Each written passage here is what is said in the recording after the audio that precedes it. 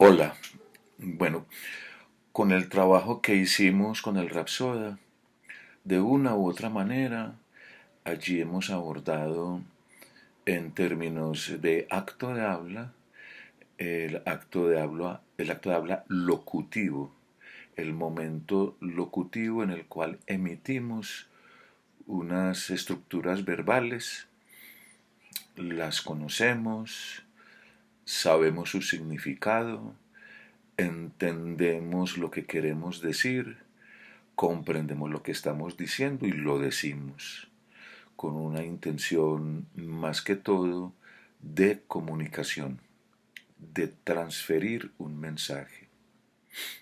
Ahora, con el segundo trabajo que queremos hacer, eh, ese trabajo estará dedicado más en términos de acto de habla al acto de habla ilocutivo, o sea, a la intención que le vamos a poner a ese acto de habla que vamos a realizar. Entonces aquí vamos a dedicarle, digámoslo, el tema o el proceso en este momento a lo que se denomina el subtexto. ¿Qué es lo que se llama el subtexto? El subtexto es la vida del espíritu humano. Es una definición de Stanislavski. Es la vida del espíritu humano. Y es no manifiesta, no se manifiesta, no está ahí evidente, no está en la superficie del texto, está interiormente sentida, es esa vida interiormente sentida que fluye ininterrumpidamente bajo las palabras del texto. Eso está debajo de las palabras del texto, dándole constantemente justificación y existencia al texto. El subtexto es un tejido de múltiples y diferentes y diversas líneas interiores del texto, que, que el subtexto está hecho de los síes mágicos, de todo tipo de ficciones de la imaginación, de circunstancias dadas, de movimientos internos, de objetos de atención, de verdades pequeñas y grandes y de la creencia en ellas, de adaptaciones, de ajustes y de otros elementos parecidos o similares. Es entonces el subtexto lo que nos hace decir las palabras que están en ese texto. ¿Cómo decirlas? Todas las líneas de un texto están intencionadamente entrelazadas entre sí como los hilos de un cable, como los hilos de un tejido. Y en esa forma se extienden por todo el texto en dirección a un, llamémoslo, superobjetivo que contiene todo el texto. El superobjetivo es como el tema o la intención principal del texto, el significado principal que le queremos asignar a todo el texto. Entonces, solamente cuando toda la línea del subtexto está penetrando en el sentimiento, como si fuera una corriente submarina, como una corriente debajo del texto, se crea entonces la línea de acción continua del texto. Y esta línea de acción continua del texto se manifiesta no sólo a través de los gestos o los movimientos del cuerpo, sino sobre todo el énfasis se hace en la dicción, en la manera o cómo digo las palabras del texto, las oraciones. Entonces, en ese sentido, estamos de una u otra manera actuando con el sonido y con las palabras. Y pues obviamente el cuerpo acompañará esos sonidos y esas palabras. Es decir, es una actuación con sonidos y palabras, con el sonido de la voz y con las palabras que se construyen con la voz. Entonces, en relación con la acción, la acción física, lo que llamamos con la acción física la línea continua, esto tiene su equivalente en el subtexto cuando está en relación con el acto de habla, con el habla como tal, con la acción verbal. Entonces, pienso que no es necesario decirles que una palabra aislada y desprovista de contenido interior, de subtexto, no es más que un sonido, un apoyo, por decirlo de alguna manera. Así, el texto de un hablante, en este caso, pues nosotros, ustedes, en el momento de este proceso, el texto de un hablante, si solo está compuesto de tales elementos, o sea, solo de sonidos, no es más que una serie, obviamente, de sonidos vacíos. El subtexto es lo que llena de verdad y de intencionalidad el sonido de una palabra o de una oración. Tomen por ejemplo las palabras yo amo. Para un extraño es sólo una combinación rara de sonidos. Es vacía, están vacías, puesto que no están unidas a bellas imágenes interiores que elevan el sentido. Pero cuando el sentimiento, las ideas y la imaginación propias de quien dice yo amo dan vida a esos sonidos, surge una actitud muy diferente. Esas dos palabras, yo amo, se vuelven significativas. Entonces, esas palabras, yo amo, se tornan capaces de encender la pasión del hombre y cambiar su vida. La palabra adelante, interiormente animada por un sentimiento patriótico, adelante, puede enviar regimientos enteros a una muerte segura. Las palabras más simples, al transmitir ideas complejas, cambiarán toda nuestra concepción del mundo.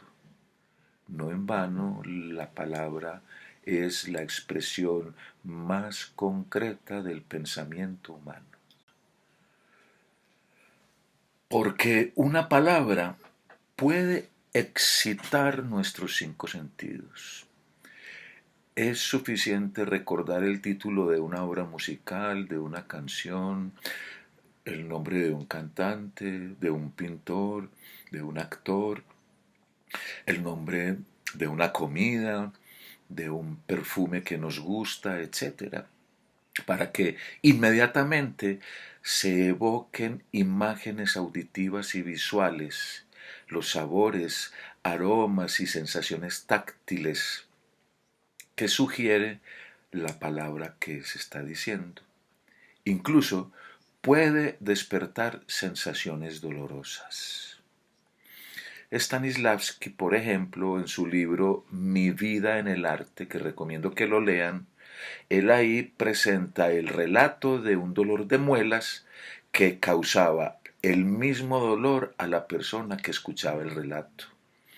Y eso es muy importante en el proceso de transferencia y con la posibilidad que tiene la palabra, la transferencia de emociones y sentimientos.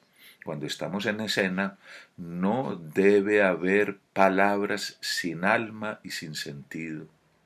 Las palabras no pueden estar ahí en la escena separadas de las ideas ni de la, digámoslo, actitud. Su función en la interpretación o en la actuación es despertar, promover, potenciar en el auditorio toda clase de sentimientos, de deseos, de pensamientos, de imágenes interiores, de sensaciones visuales, auditivas y de muchos otros tipos. Entonces, solo las despertará en el mismo actor, en sus compañeros de escenario, por ejemplo, en un diálogo, y a través de eso, de esas relaciones, tanto internas como con otro compañero de escenario que esté dialogando, se transmitirán al espectador. Entonces, todo esto quiere decir que la palabra, el texto de una obra, de un fragmento, de una pieza teatral, no tiene un valor en sí mismo y por sí mismo, sino por el contenido interior o el subtexto que abarca y que el actor le asigna al decirlo. Y esto es algo que muchas veces olvidamos cuando estamos en un escenario. Tampoco se puede olvidar que una obra impresa, un texto impreso, no es un trabajo acabado mientras no sea ejecutado en un escenario o frente a una cámara, por ejemplo, o frente a un micrófono por los actores y las actrices. Y que esa obra impresa esté animada por unos sentimientos humanos, vivos, vivos. Lo mismo ocurre con una partitura musical. No se trata en realidad de una sinfonía hasta que no está interpretada por una orquesta en un concierto. Entonces, solo cuando una serie de personas, sean estas músicos o actores, insuflan, como que meten, le inyectan la vida de sus propias vivencias al subtexto de algo escrito que se transmite, comienza a surgir, a emerger, a, a aparecer las vivencias propias, la fuente espiritual. Aquí es entonces donde se revela la esencia interior que inspiró esa obra creada. El sentido de un texto está en el subtexto, no en el significado de las palabras. Sin el subtexto, la palabra nada tiene que hacer en el escenario.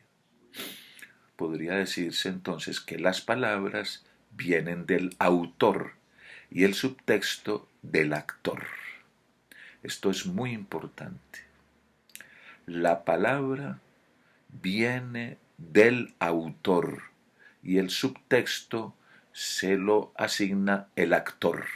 Y si no fuera así, el espectador no tendría que ir al teatro para ver al actor, simplemente se quedaría en su casa leyendo el texto. Entonces, solo en el escenario se puede conocer el texto en toda su extensión y en toda su esencia. Únicamente ante ese espectáculo podemos sentir el verdadero espíritu que anima a un texto y a su subtexto, que es recreado y transmitido por el actor o la actriz cada vez que lo dice en un escenario frente a un público. Entonces, el artista de la actuación,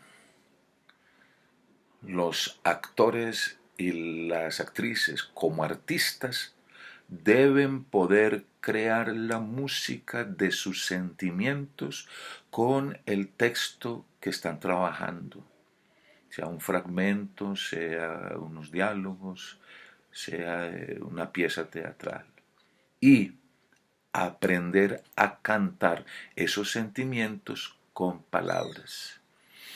Cuando escuchamos, cuando oímos la melodía de un alma viva, entonces, y sólo entonces, podemos apreciar debidamente el valor y la belleza del texto y todo lo que él oculta.